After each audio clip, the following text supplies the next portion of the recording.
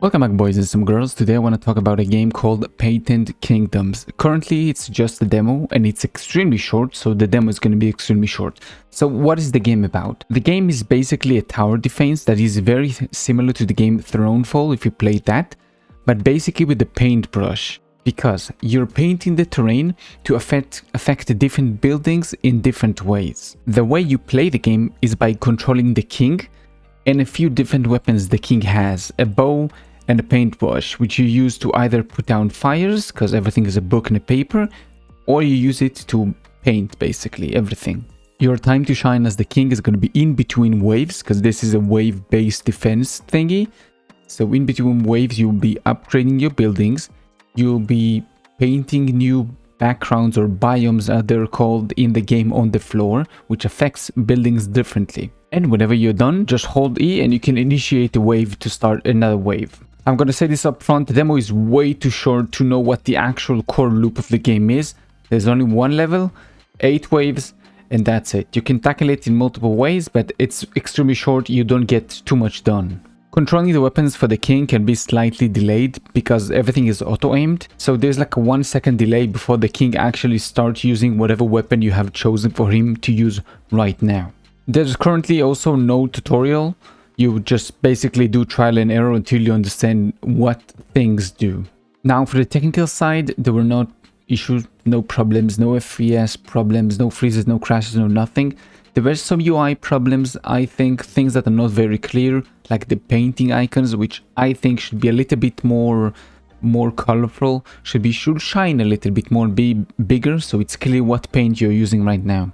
For design problems, there's really not a lot to say because, again, there's not a lot of the game right now.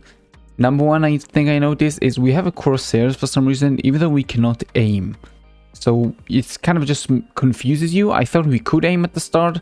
I'm okay with auto aim, just get rid of the crosshairs. It's very confusing. I don't need to know what he's aiming at currently. It's the nearest one. Like I said previously, the lack of tutorial here really shines because there's very basic features that are not explained. Things like deer spawning. Whenever you paint enough of a forest, then the deer can spawn in and help you. It doesn't explain it to you, you just kind of need to paint enough and then oh, what is this? And eventually you realize what this even does. I think it needs some kind of tutorial.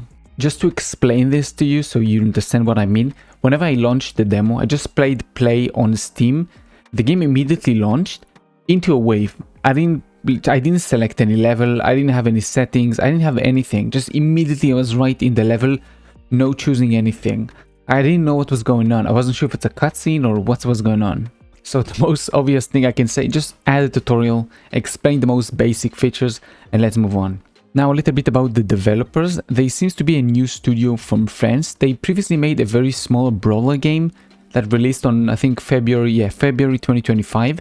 And it didn't get too much traction. There were not really a lot of play. I think 13 was the highest players in the game at one time. And now they are working on Painted Kingdoms. Finally, to bring it all back, this is a very small demo. Interesting game. It's very hard to judge because, again, there's no meat to judge the game on. But based on what we have seen, all the biomes and the way they affect buildings, the multiple builds that you can play with the game and do this and do that, seems very interesting to me. Now we just need to make sure that all builds are actually viable to use in the game and there's not going to be like one thing that is a must if you want to play like a higher difficulty or something like that, so you can actually use everything the game has to offer. Because currently I really noticed that using animals is pretty OP.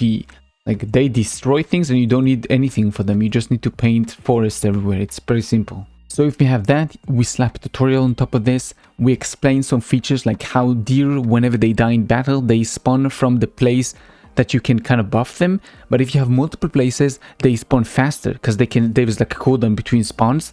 So the more buildings you have, the faster each one can spawn because their cooldowns is individual to each building.